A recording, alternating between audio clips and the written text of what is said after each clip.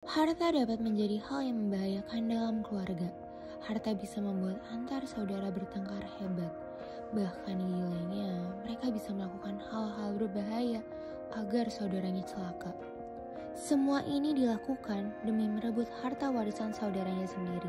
Cerita ini seperti dengan kisah nyata berjudul Perkara Warisan Nyawa Jadi Taruhan.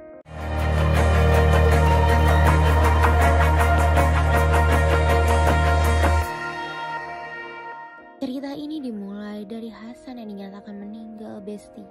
Kasihan sekali kedua anaknya harus menerima kenyataan ayah mereka yang meninggal. Terlebih ibunya mengalami luka-luka. Mimin jadi sedih melihat mereka yang kehilangan ayahnya. Setelah kepergian ayah mereka, ibu memberikan surat harta warisan kepada Farah dan Jihan. Surat tersebut membuat Farah terheran-heran dengan orang tuanya yang kaya raya.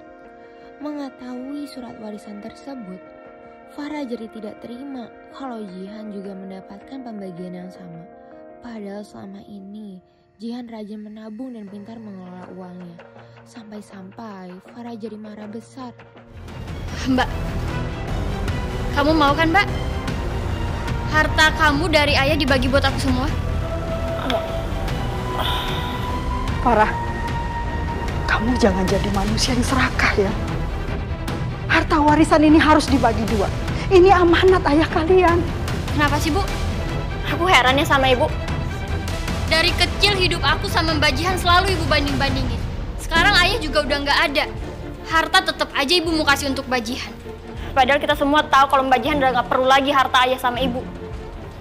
Farah, ibu nggak pernah membanding-bandingkan kamu dengan kakak kamu. Kasih sayang ibu terhadap kamu selalu dengan cara yang sama. Tapi memang dari kecil, sifat kamu itu berbeda jauh dengan kakak kamu.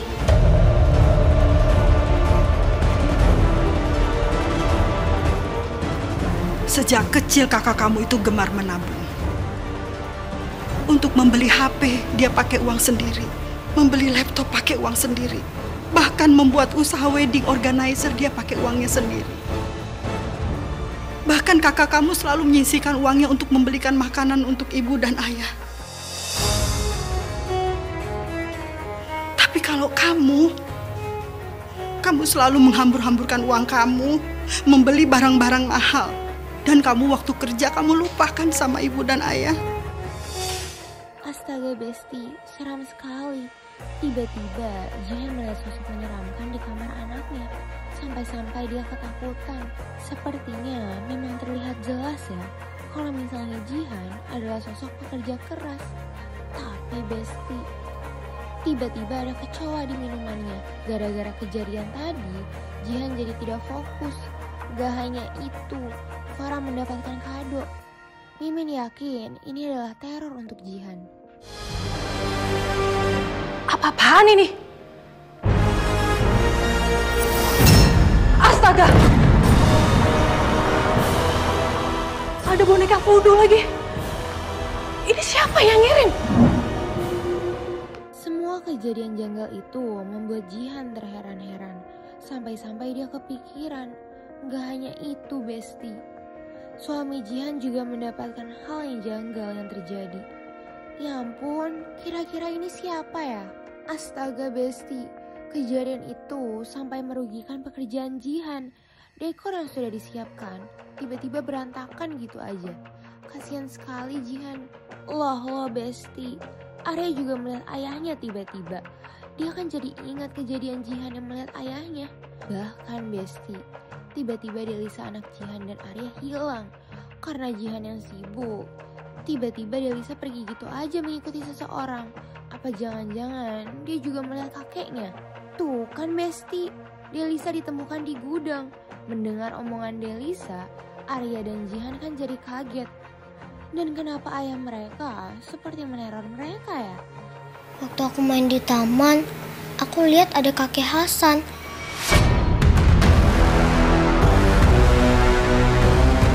Dia melambai tangan minta aku ikut ke gudang. Tiba-tiba pas di gudang banyak asap, Pak. Setelah itu aku nggak tahu apa-apa lagi. Nak, kamu yakin kalau itu kakek Hasan? Iya, Ma. Tapi kan kakek Hasan udah meninggal. Astaga Besti, ada apa lagi ini? Kenapa secara tiba-tiba rumah Jihan dan Arya kebakaran? Padahal sebelumnya baik-baik aja.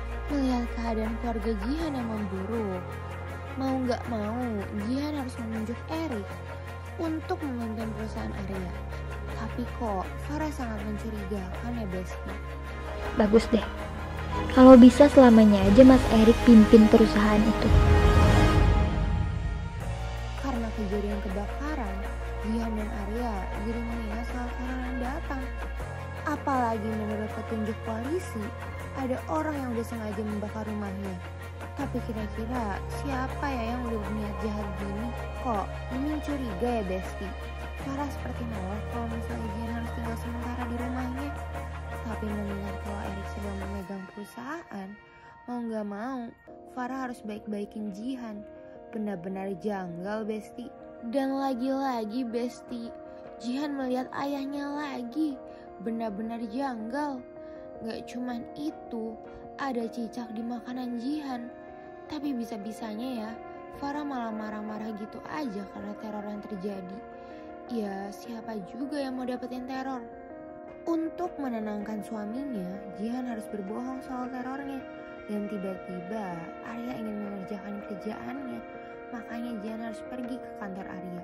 Sesampainya di kantor, Jihan gak sengaja mendengar obrolan Erik dan Bella. Jihan kan jadi curiga kalau Erik sudah berselingkuh selama ini. Oh Besti, Jihan berhasil melihat CCTV dari orang yang sudah membakar rumahnya.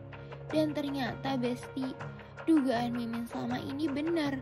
Sosok di CCTV itu mirip sekali dengan Farah. Baju yang dipakai orang itu baju kesukaan Farah yang aku kasih sebagai hadiah. Bu Jihan, apa ibu kenal dengan orang tersebut?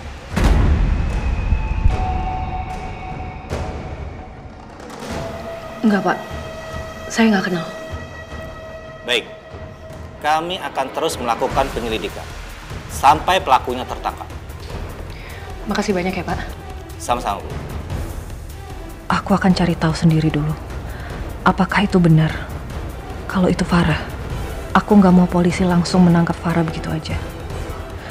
Semoga kalau memang Farah pelakunya, dia bisa jelasin ke aku apa tujuan dia sebenarnya. Jihan terus mencari bukti dari kejahatan adiknya di rumah Farah. Dan benar aja, dia menemukan buktinya. Jihan jadi meminta Farah jujur. Tapi masih aja Farah berbelit. Bahkan Besti, Erik malah menyalahkan Farah juga. Ya ampun, kok bisa-bisanya Erik malah menjatuhkan Farah? Aku tuh malu punya istri kayak kamu.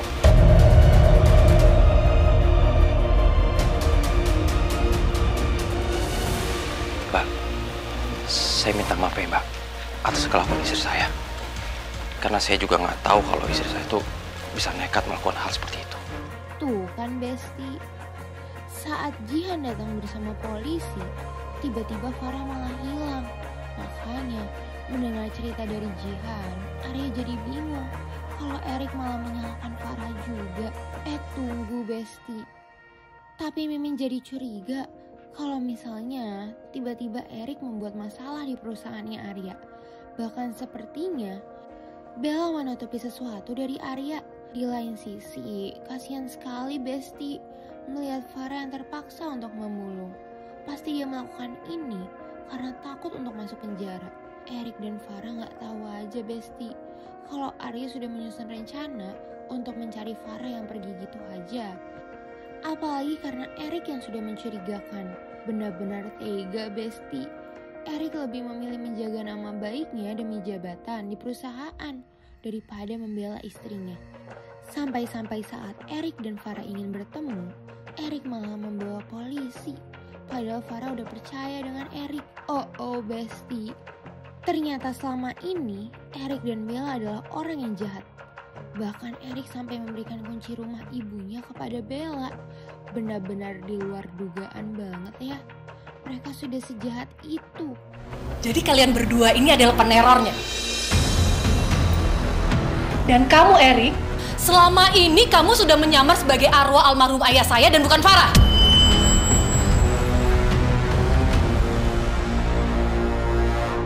Dan kamu, Bella, jangan-jangan kamu sengaja menggunakan baju kesukaan Farah supaya Farah itu dituduh sebagai pelaku pembakar rumah saya.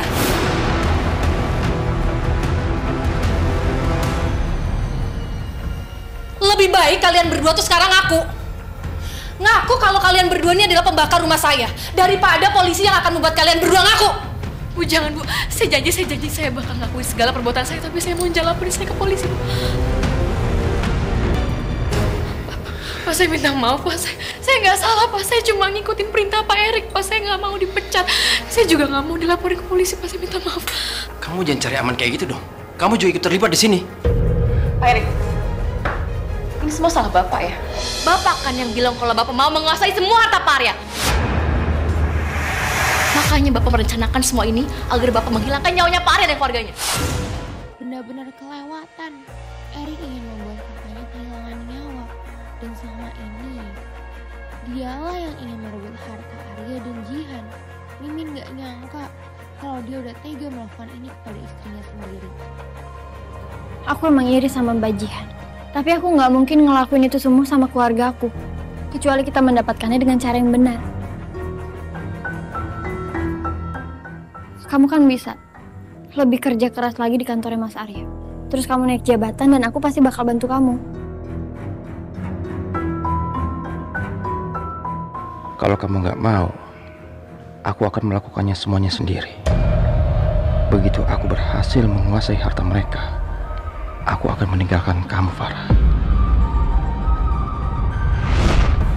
Dengan bantuan Bella, saya sengaja memanipulasi semuanya.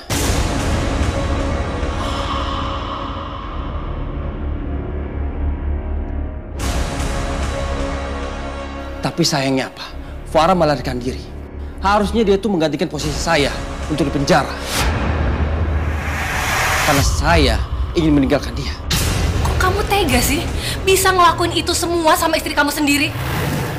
Kedatangan Farah membuat yang lain terkaget-kaget. Ini semua berkat Arya yang meminta orang untuk mencari Farah. Untung aja Besti, polisi berhasil datang tepat waktu dan menangkap Erik sekaligus Bella. Mereka harus menanggung semua kejahatannya.